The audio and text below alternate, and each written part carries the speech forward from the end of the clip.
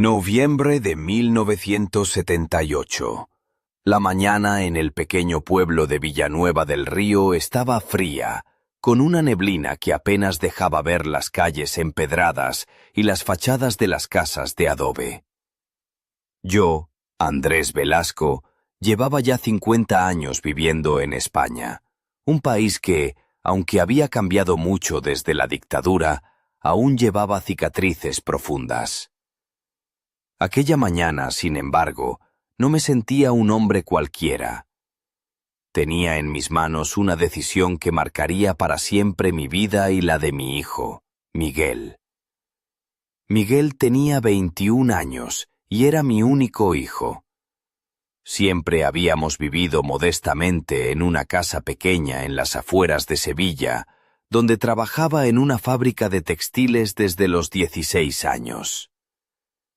Recuerdo que conocí a mi esposa, Carmen, en una verbena popular, ella con su vestido rojo de lunares blancos, zapatos de tacón medio y una sonrisa que iluminaba todo el lugar.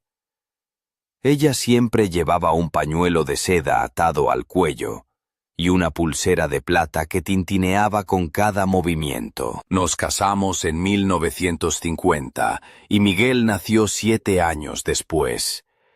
Carmen murió hace un año de un infarto, dejándome solo con mi preocupación por nuestro hijo.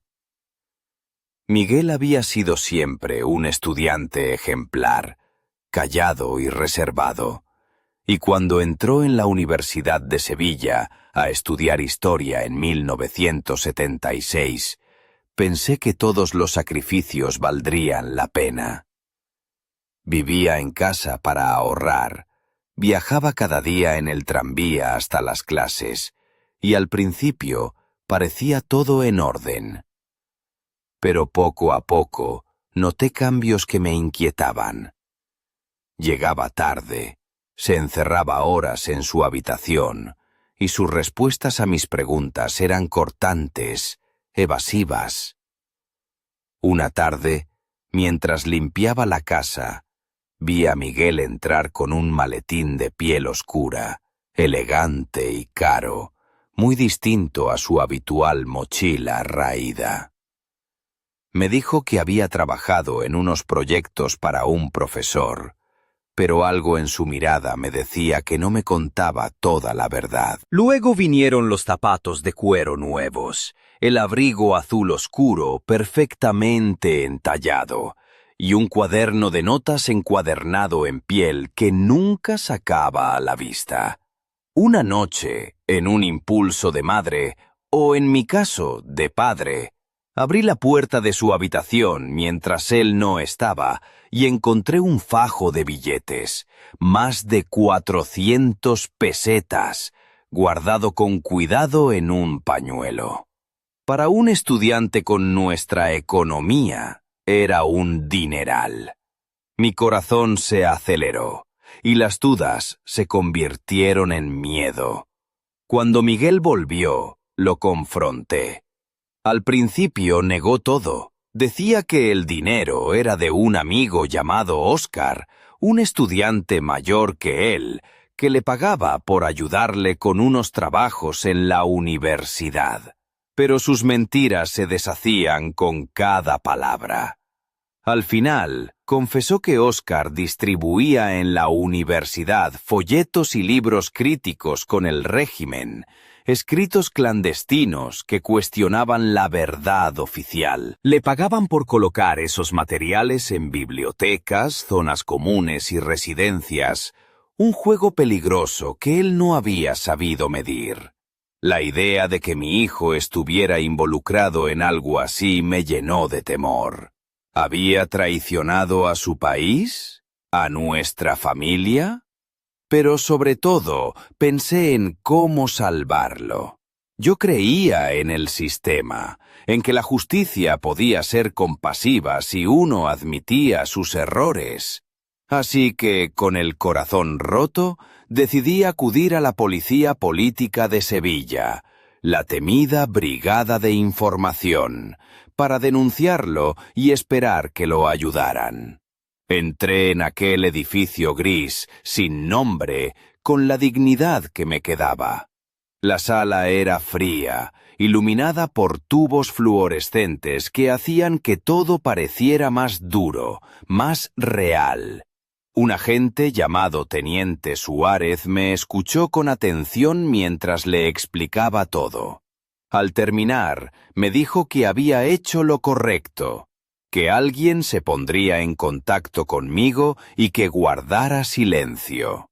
Volví a casa temblando. Miguel estaba allí, sentado en la cocina con la cabeza entre las manos. Nuestras miradas se cruzaron por un instante, y su rostro reflejaba miedo y desconcierto. No supe qué decir, así que me retiré a mi habitación, dejando que el silencio llenara el espacio. 2 días después, llegó la policía a buscar a Miguel. Yo estaba en la fábrica cuando sucedió. Una vecina, doña Rosario, me contó cómo 3 hombres con gabardina oscura habían tocado a la puerta, y tras identificarse, se lo habían llevado sin resistencia. Mi mundo se desmoronó en ese instante.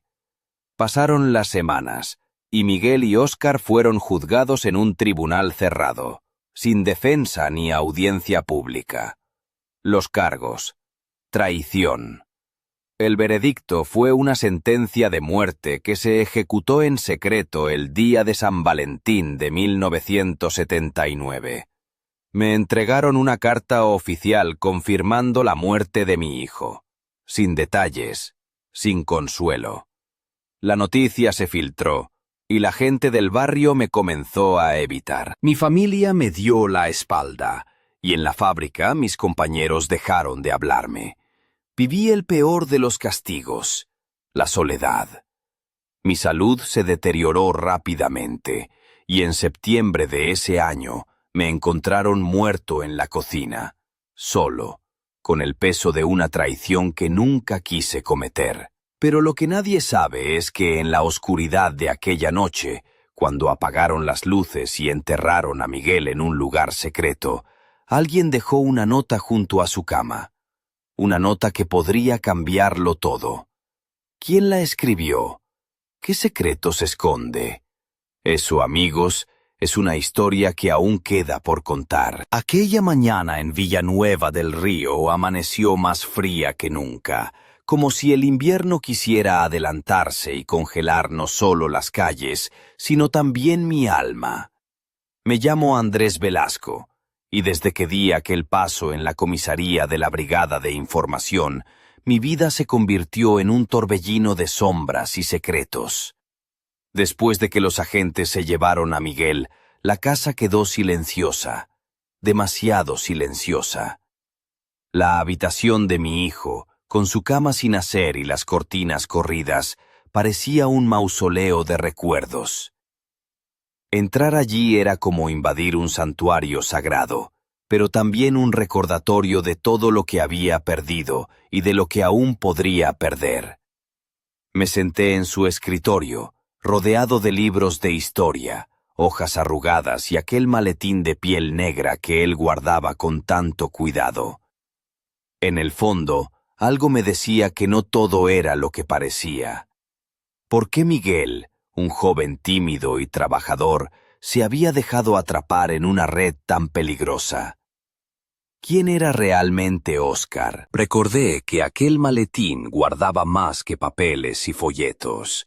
Había una carpeta con documentos escritos a mano con una caligrafía elegante, letras cuidadosamente formadas, y notas en los márgenes que hablaban de verdades ocultas y alianzas inesperadas. Me pregunté si acaso mi hijo había sido un simple peón, o si había algo más profundo detrás de su implicación. Decidí entonces que tenía que saber más. No podía quedarme de brazos cruzados, esperando que la justicia fuera ciega y sorda. Necesitaba respuestas, aunque eso me pusiera en peligro. porque en un país donde la política era un juego de sombras y las palabras podían ser armas mortales, la verdad era un lujo que pocos podían permitirse.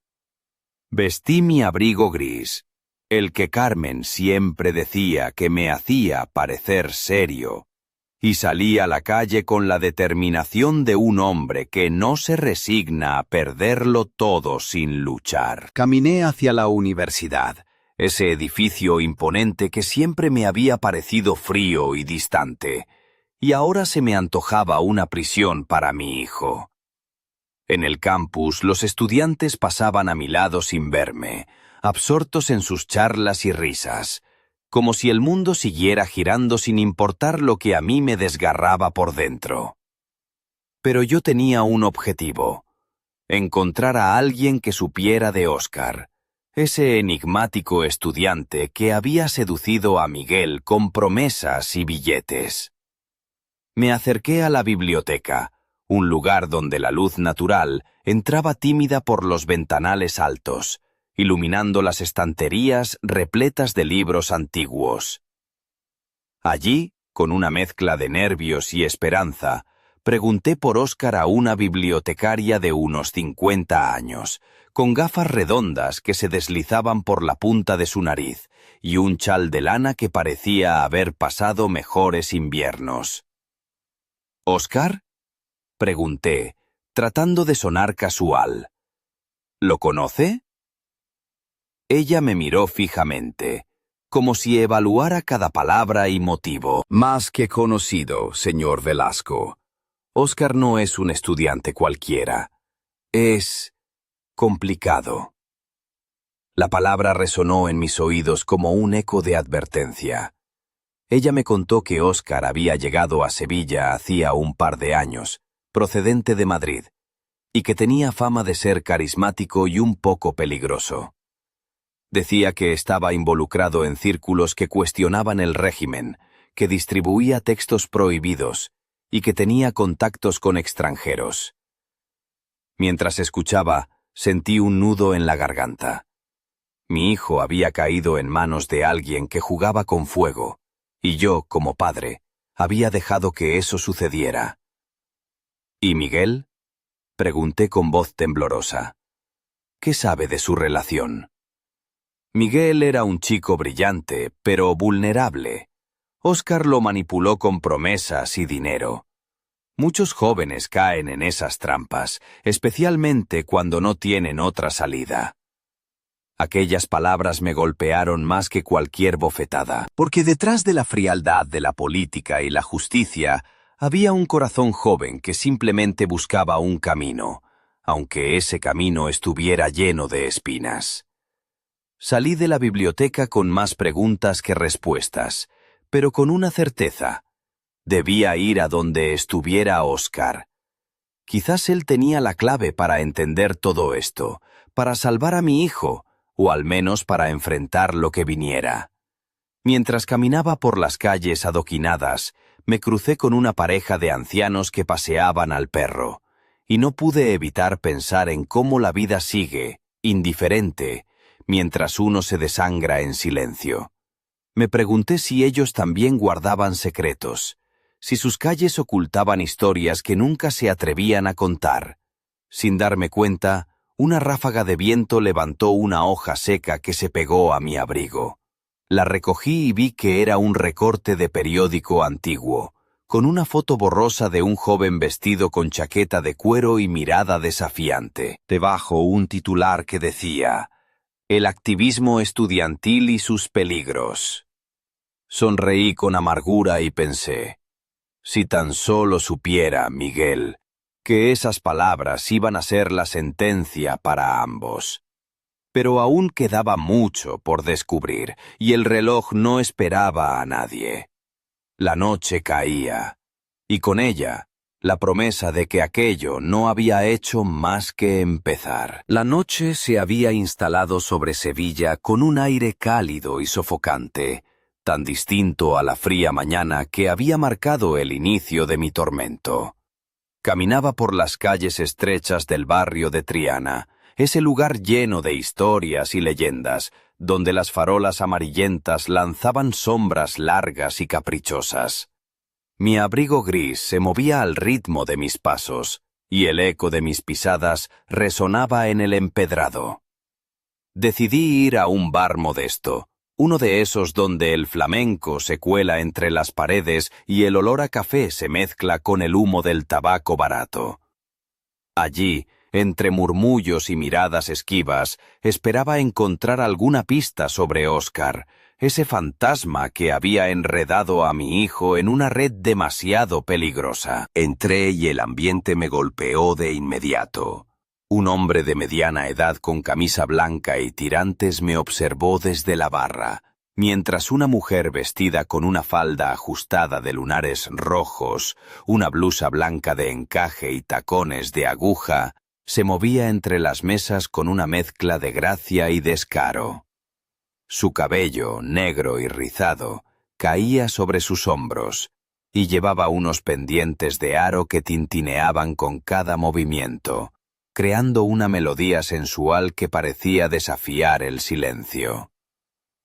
Me acerqué al hombre de la barra, que se presentó como Paco, y con voz baja le pregunté por Óscar. Paco me miró con desconfianza, pero tras unos segundos soltó un suspiro y comenzó a hablar. Óscar es un tipo complicado, sí. No es de aquí, viene de Madrid, y se ha metido en líos con gente que no conviene. Dicen que tiene conexiones con extranjeros y que mueve cosas que no deberíamos ni imaginar. Pero también tiene encanto, ¿sabe? Muchos caen en su red, como mariposas atraídas por la luz, y no salen indemnes. Mientras escuchaba, la mujer de la falda de lunares se acercó y, con una sonrisa pícara, me lanzó un comentario. No te fíes de todo lo que te cuentan, viejo. Las apariencias engañan, y a veces el lobo se viste de cordero. Su voz era suave pero firme, y sus ojos brillaban con un misterio que me inquietó. Me pregunté quién sería, qué secretos guardaba entre esas curvas y esa mirada intensa. Decidí seguirle el juego y le pregunté por Óscar. Ella se presentó como Lola y me dijo que había conocido a Óscar en una tertulia clandestina, donde se discutían ideas prohibidas y se compartían libros que el régimen no quería que viéramos. Óscar no es un santo, pero tampoco un demonio, dijo con un deje de tristeza. Muchos jóvenes buscan respuestas que no encuentran en las aulas ni en casa, y él les da eso, aunque a veces a un precio demasiado alto.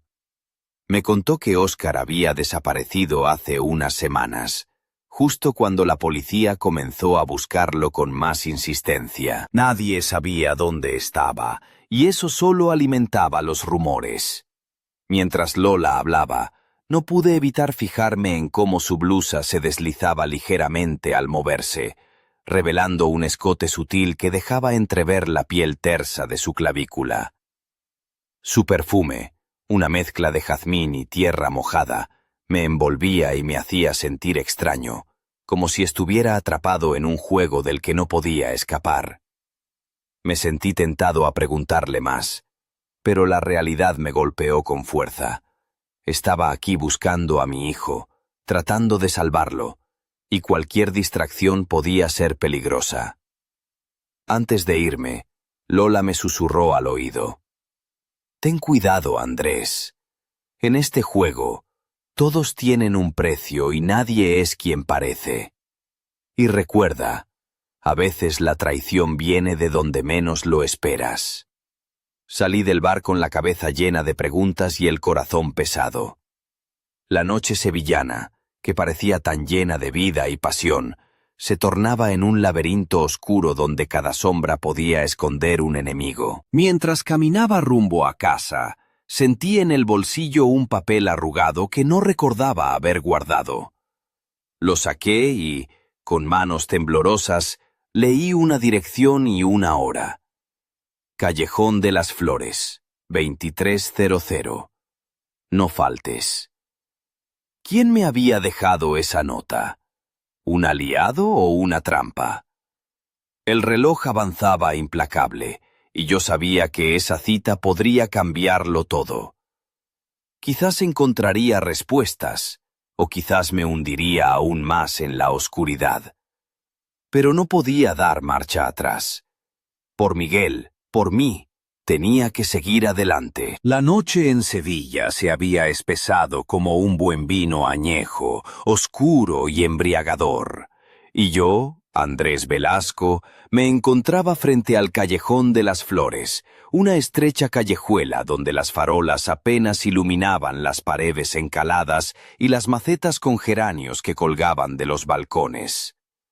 El reloj marcaba las 11, y el silencio era tan denso que podía escuchar el latido acelerado de mi propio corazón. Me ajusté el abrigo gris, ese que ya empezaba a oler a humo y a miedo, y avancé con pasos cautelosos.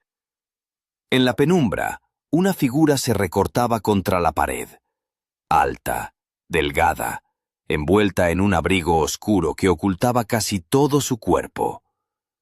Al acercarme, pude distinguir unos ojos brillantes que me escrutaban con intensidad. Era Lola, la mujer del bar, la que me había dejado aquella misteriosa nota. «¿Has venido?», dijo con una voz baja y seductora que parecía acariciar cada palabra. «Sabía que no te echarías atrás». Sentí un escalofrío recorrer mi espalda, mezcla de desconfianza y algo que no supe nombrar. Lola me hizo una señal para que la siguiera y comenzamos a caminar por el callejón, que se adentraba en un laberinto de sombras y callejones aún más estrechos. «No soy quien crees, Andrés», confesó mientras avanzábamos. «Tengo mis propias razones para ayudarte, pero también mis secretos». El ambiente se cargaba de tensión, y cada sonido, el roce de nuestras pisadas, el susurro del viento entre las hojas secas, parecía amplificarse en la quietud de la noche. Llegamos a una puerta de madera gastada, apenas visible entre la penumbra. Lola tocó 3 veces, y tras unos segundos que parecieron eternos, la puerta se abrió lentamente. Nos recibió un hombre mayor, con barba canosa y ojos penetrantes, que nos invitó a entrar sin decir palabra. El interior era un pequeño refugio clandestino. Paredes cubiertas de libros, mapas y fotografías, una lámpara que emitía una luz cálida y tenue, y una mesa donde reposaban folletos y documentos que parecían sacados de otro mundo. «Este es el lugar donde guardamos la verdad», dijo Lola mientras se quitaba el abrigo, revelando un vestido negro ceñido que resaltaba su figura esbelta, dejando entrever una piel pálida y suave. Sus labios rojizos se curvaron en una sonrisa enigmática. «Aquí es donde Óscar y Miguel comenzaron a cuestionarlo todo». El anciano asintió y añadió: «Lo que ellos hicieron fue peligroso, pero necesario. En esta habitación se decide el futuro de muchas almas que buscan libertad en tiempos oscuros». Me senté con cautela, sintiendo el peso de la historia y la traición que me había arrastrado hasta ese momento.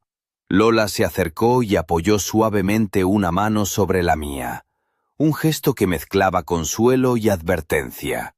«Debemos ser cuidadosos, Andrés. No solo la brigada de información nos vigila, sino también aquellos que se esconden tras máscaras más peligrosas». Mientras hablaban, mi mente no dejaba de recordar la imagen de Miguel, aquel joven que había confiado en Óscar y que ahora estaba perdido en un juego mucho más grande que él. «¿Qué pasó con Óscar?», pregunté, intentando controlar la voz que se quebraba. «¿Dónde está ahora?». Lola bajó la mirada, sus ojos oscurecidos por una sombra de pesar.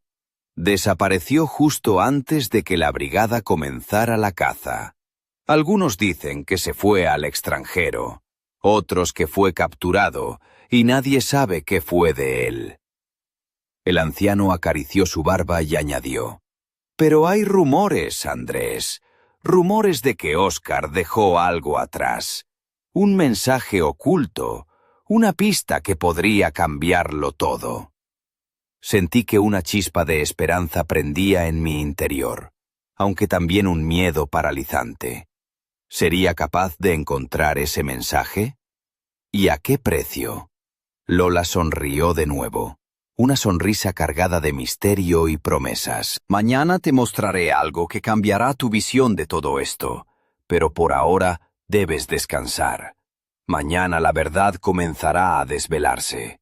Mientras me retiraba a casa, la noche sevillana parecía susurrar secretos que solo unos pocos estaban destinados a escuchar.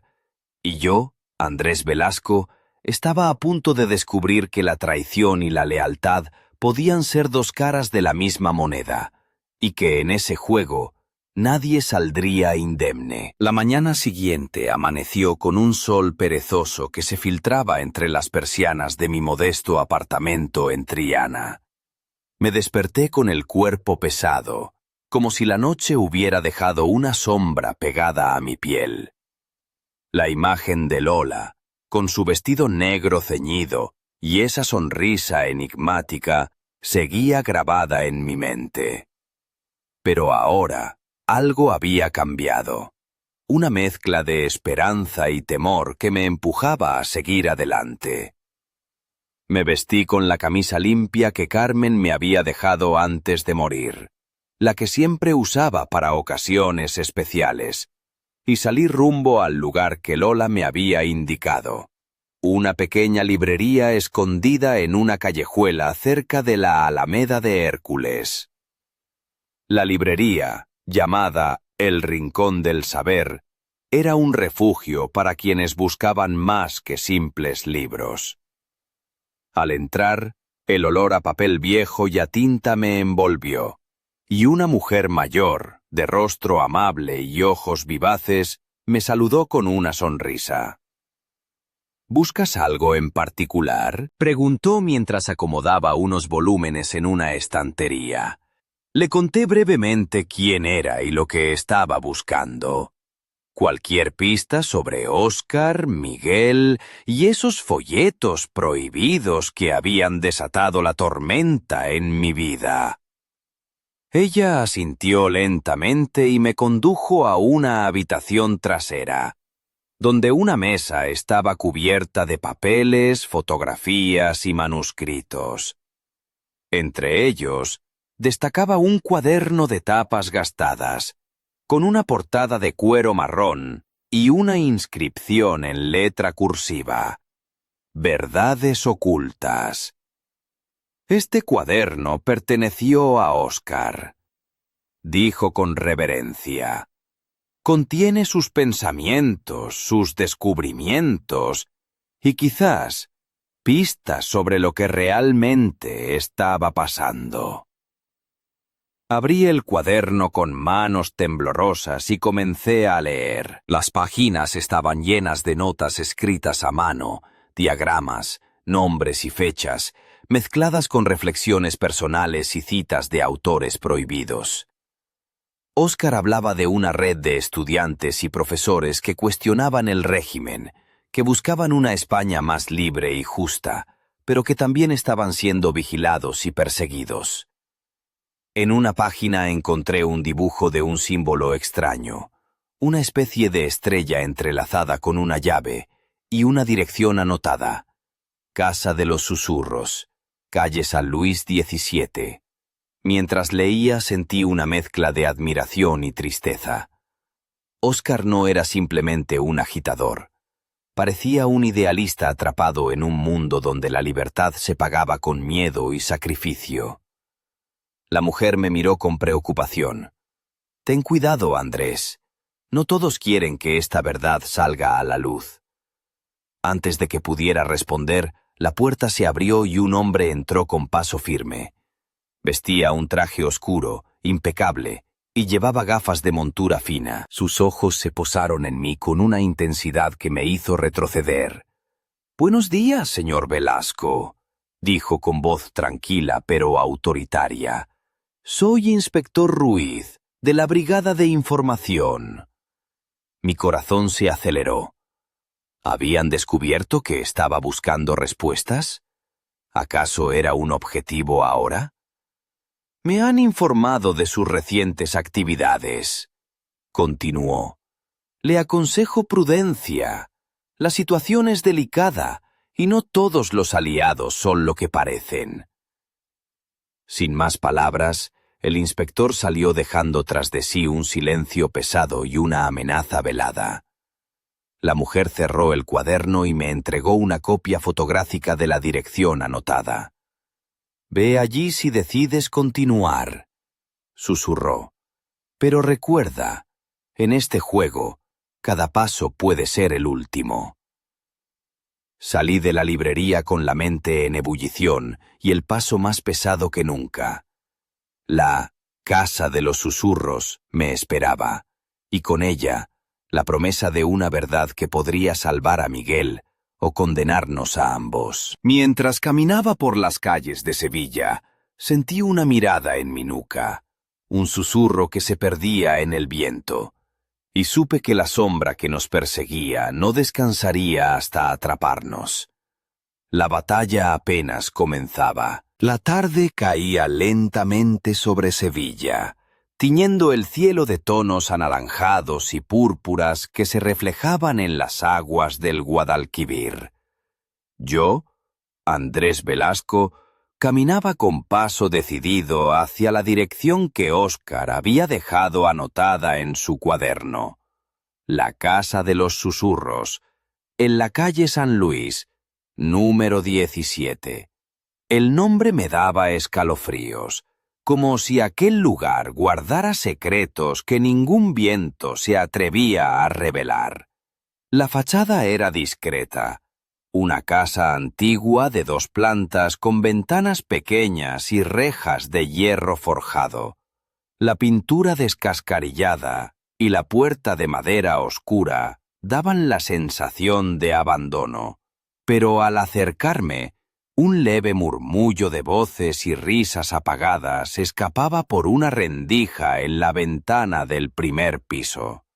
Toqué con suavidad y esperé. Después de unos segundos, la puerta se abrió y una mujer apareció. Tenía el cabello corto y rizado, ojos verdes intensos y una sonrisa que parecía esconder tanto como revelar. Llevaba una blusa blanca de seda, desabotonada hasta el pecho, dejando entrever un collar de plata con un pequeño medallón en forma de llave.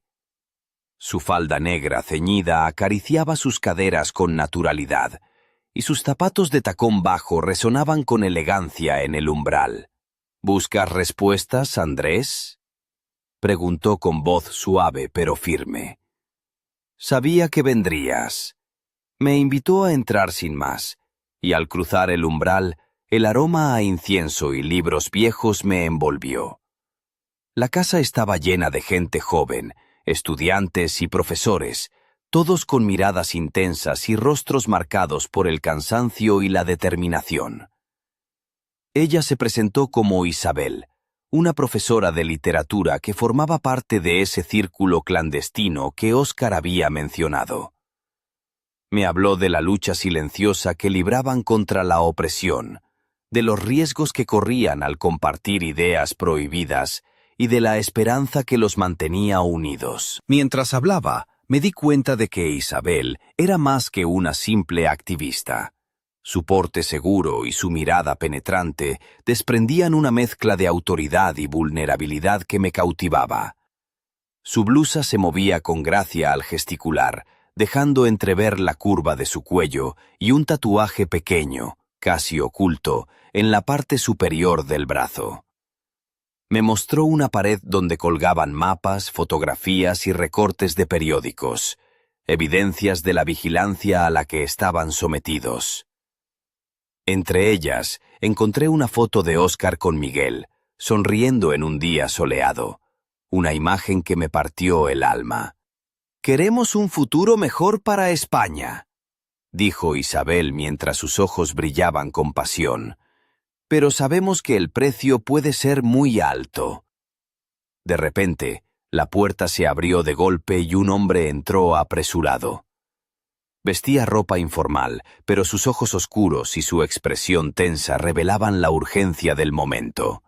«¡Nos han descubierto!», exclamó jadeando. «La brigada está más cerca de lo que pensamos. Tenemos que dispersarnos». Isabel me miró con gravedad y tomó mi mano con fuerza. «Andrés, debes irte ahora. Aquí no estás seguro». Salí de la casa con el corazón latiendo a 1000 por hora, consciente de que el tiempo se agotaba. Mientras atravesaba las callejuelas, sentí que alguien me seguía. Volteé un instante y vi una sombra que desaparecía entre las esquinas. Al llegar a mi apartamento, encontré una nota pegada en la puerta, escrita con tinta roja y caligrafía temblorosa. «Confía en quien menos imaginas. La verdad está más cerca de lo que crees». Una sonrisa amarga se dibujó en mi rostro. La batalla por Miguel y por la verdad estaba lejos de terminar, y ahora, más que nunca, cada paso debía ser medido con cautela. En el silencio de la noche, mientras la ciudad dormía, yo sabía que alguien me vigilaba, y que pronto, el juego de sombras y traiciones alcanzaría su punto culminante. Aquella noche en Sevilla, el aire estaba cargado de un silencio inquietante, como si la ciudad misma contuviera la respiración. Yo, Andrés Velasco, me encontraba en la penumbra de mi salón, con la nota de tinta roja entre las manos, preguntándome quién podía ser quien menos imaginas. La incertidumbre me envolvía como un manto frío, pero la determinación de descubrir la verdad me mantenía en pie. Al día siguiente, decidí visitar a una vieja amiga de Carmen, doña Mercedes, una mujer elegante y discreta que vivía en un piso señorial cerca de la Plaza Nueva. Su cabello plateado siempre peinado con esmero, sus pendientes de perlas y su vestido de seda azul oscuro le daban un aire de nobleza que contrastaba con la sencillez de su carácter. Mercedes me recibió con una sonrisa cálida, aunque sus ojos reflejaban preocupación. «Andrés, querido, sé por lo que estás pasando», dijo mientras me servía un café en una taza de porcelana fina. «No estás solo en esto». Le hablé de Óscar, de Miguel, de la red clandestina y de la amenaza de la brigada. Mercedes asintió lentamente y, tras un suspiro, me entregó un sobre grueso. «Esto puede ayudarte», dijo. Documentos, cartas y fotografías que Carmen guardó en secreto. Ella sabía que había cosas que debían permanecer ocultas. Al abrir el sobre, encontré correspondencia entre Carmen y un hombre llamado Javier, un profesor universitario que había sido expulsado por sus ideas progresistas. Las cartas hablaban de reuniones secretas, de luchas por la libertad y de un plan para proteger a jóvenes como Miguel. Mientras hojeaba las cartas, Mercedes comentó con voz baja: «Carmen siempre tuvo un espíritu rebelde, aunque lo ocultaba bien. Quizás por eso se preocupaba tanto por Miguel».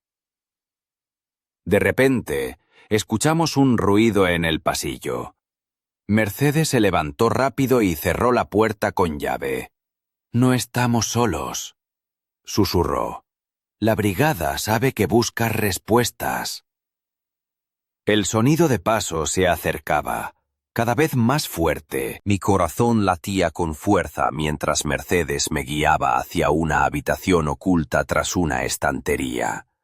Allí, entre libros y viejas fotografías, encontré un pequeño dispositivo de radio, con auriculares y botones gastados. Mercedes me explicó que era una herramienta para comunicarse en secreto con otros miembros de la resistencia. «Te ayudaré a usarlo», dijo mientras me colocaba los auriculares. «Pero debes ser cauteloso. Un solo error puede ser fatal».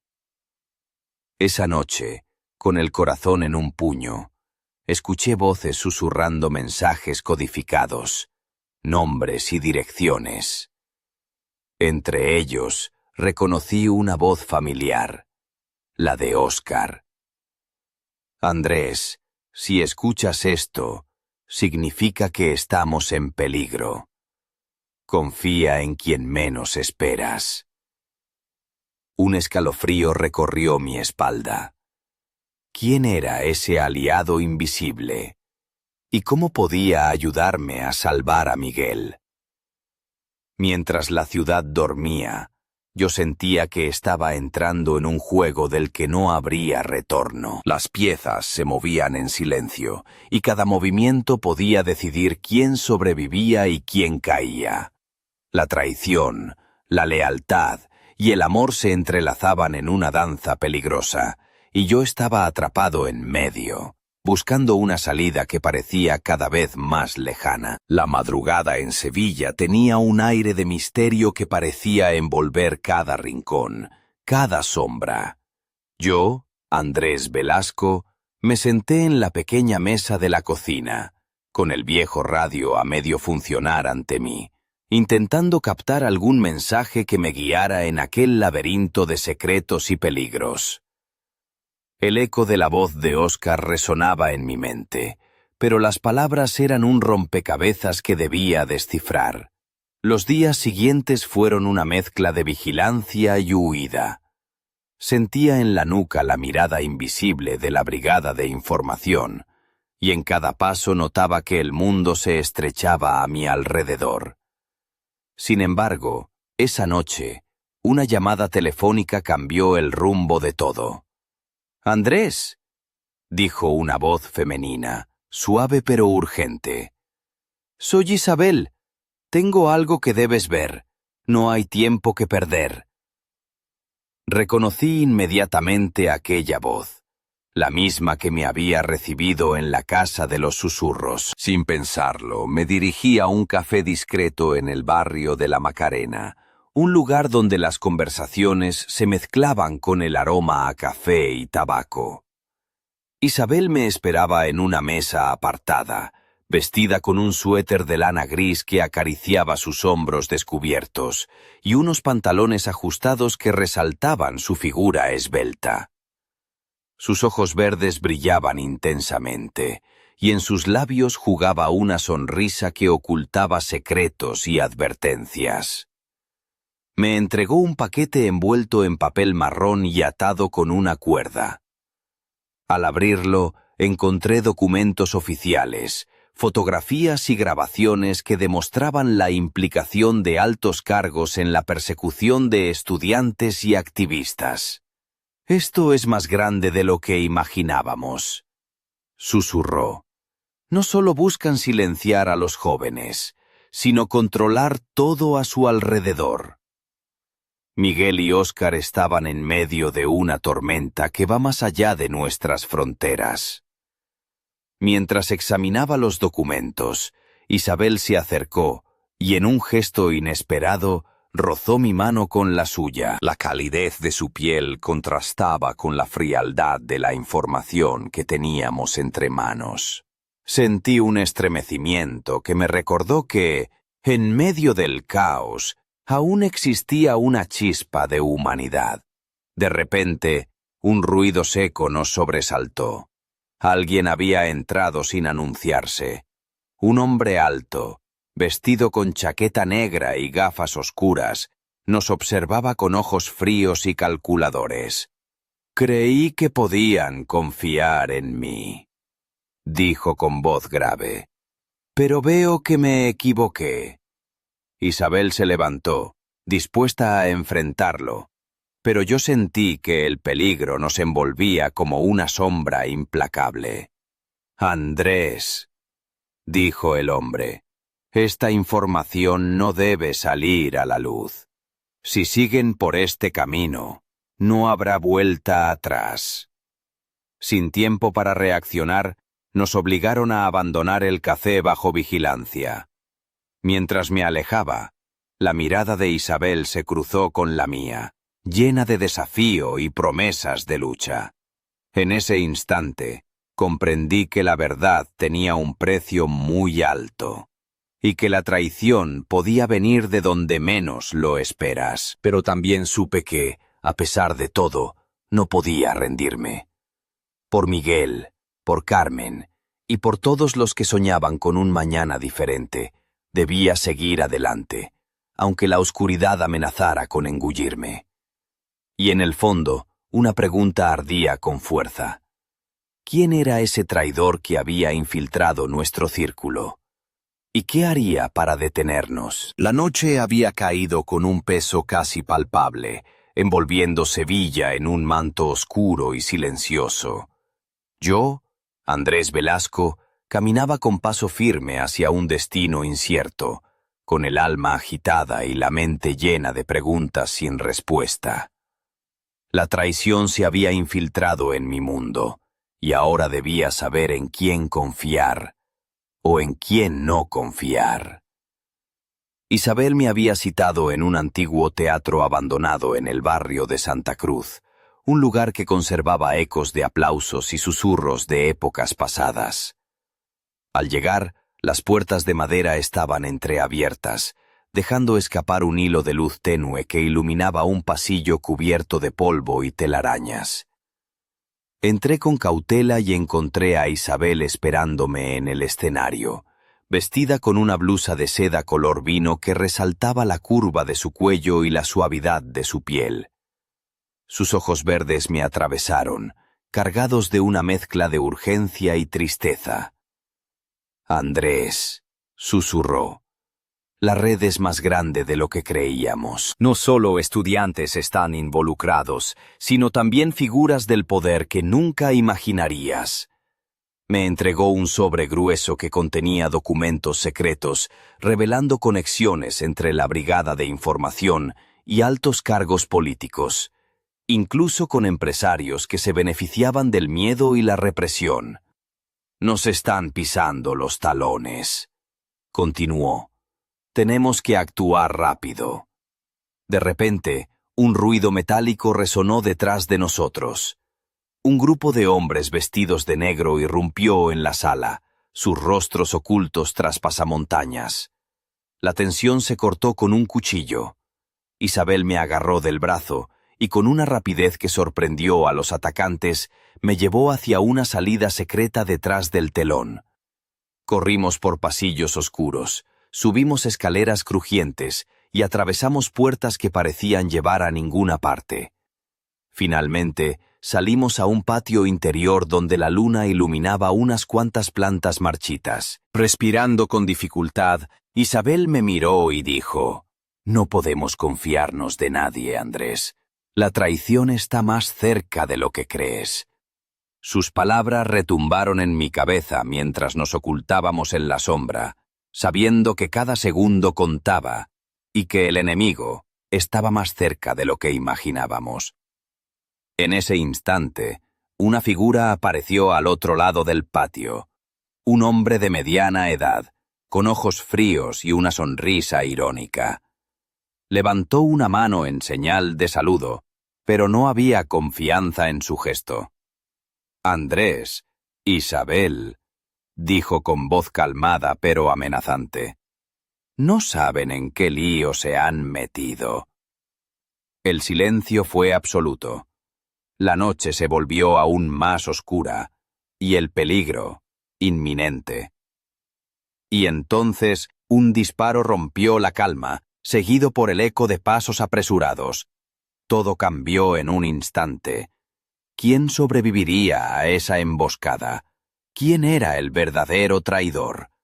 Y sobre todo, ¿qué destino esperaba a Miguel y a mí en medio de aquella tormenta? Las respuestas parecían escaparse entre las sombras, dejando solo un abismo de incertidumbre y miedo. La bala silbó cerca, rasgando el aire denso de aquella noche en el patio de Santa Cruz. Yo, Andrés Velasco, sentí cómo el mundo se desmoronaba a mi alrededor. Isabel gritó y me empujó hacia una puerta lateral justo cuando otro disparo retumbó, esta vez más cerca, casi rozando mi hombro. Corrimos como almas perdidas por callejones estrechos, perseguidos por sombras que parecían querer tragarnos enteros. La figura del hombre de ojos fríos quedó atrás, su risa cruel resonando en mis oídos como un presagio de lo inevitable. No sabía si estaba herido, si alguien más caería esa noche. Solo sabía que debía escapar para proteger lo que quedaba, la verdad y el nombre de mi hijo, Miguel. Durante horas, recorrimos Sevilla escondidos entre los rincones olvidados, mientras las primeras luces del amanecer teñían el cielo de un gris triste.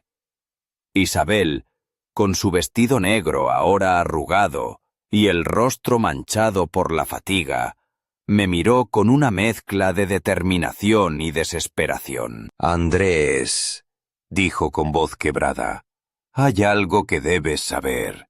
No todo es como parece. Miguel no solo estaba involucrado en la distribución de folletos. Él poseía un documento, un texto que podría cambiarlo todo, algo que los poderosos temen. Por eso lo han silenciado». Me entregó un pequeño paquete envuelto en papel marrón. Lo abrí con manos temblorosas y encontré un manuscrito antiguo, escrito en letra apretada y firme. Era un testimonio, una confesión, una verdad oculta que podría desmoronar el sistema corrupto que había destruido a mi familia. Pero mientras leía, supe que esa verdad tenía un precio demasiado alto.